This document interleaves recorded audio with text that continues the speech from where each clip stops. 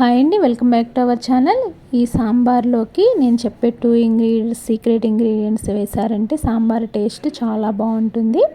సాంబార్ని ఎలా తయారు చేయాలో ఇప్పుడు ఈ వీడియోలో చూద్దాము. సాంబార్ అనేది పల్చగా కాకుండా కొంచెం చిక్కగా ఉంటేనే దాని టేస్ట్ అనేది బాగుంటుంది. చాలామంది పల్చగా పెట్టుకుంటారు, కొంచెం చిక్కగా ఇలా ట్రై చేసి చూడండి. ఫస్ట్ పప్పుని నానబెట్టుకుని కొద్దిసేపు 2 సార్లు శుభ్రంగా కడిగేసి ఉడికించుకోవాలి. అదేవిధంగా మనం ఏమేమి కూరగాయ ముక్కలు వేసుకోవాలనుకుంటున్నాం వాటినన్నిటినీ కూడా వేసుకోవాలి. నేనైతే ఆనపకాయ, టమాటో, బెండకాయ, వంకాయ, ములక్కాయ అట్లా అన్నీ మన దగ్గర ఉన్నవన్నీ కూడా వేసేసుకొని మరగబెట్టుకోవాలి. ఫస్ట్ పసుపు వేసుకున్న కూరగాయ ముక్కలు, తర్వాత ఇందులోకి చింతపండు ఒక పెద్ద నిమ్మకాయ సైజ్ అంత నానబెట్టుకుని దాన్ని కూడా పిండేసుకుని ఈ విధంగా అది కూడా మరగాలన్నమాట. మరిగిన తర్వాత ఇప్పుడు నేను చెప్పిన 2 ఇంగ్రీడియంట్స్ ఏంటంటే అల్లము ప్లస్ అందులోకి కొన్ని ధనియాలు, ఈ 2 వేసుకుంటే సాంబార్ టేస్ట్ చాలా బాగుంటుంది. ఇలా వేసేసి చల్లారిన తర్వాత దీన్ని మిక్సీ పట్టుకొని ఈ విధంగా మనం ఈ పులుసులోకి పోసేసుకోవాలన్నమాట.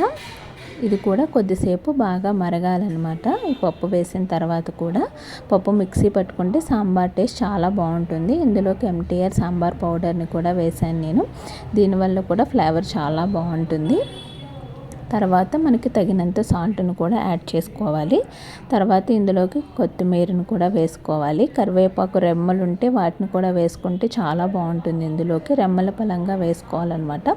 మరిగిన తర్వాత వాటిని పక్కకు తీసేసి పెట్టుకోవాలి. తర్వాత పోపు వేసుకోవాలి. ఆవాలు, జీలకర్ర, కరివేపాకు, ఎండుమిర్చి, ఇంగువ, కారం అవన్నీ వేసేసుకుని పోపు అనేది పెట్టుకోవాలి. ఇట్లా పోపు పెట్టిన తర్వాత ఇందులోకి కొంచెం కసూరి మేతిని కూడా వేసుకోవాలి.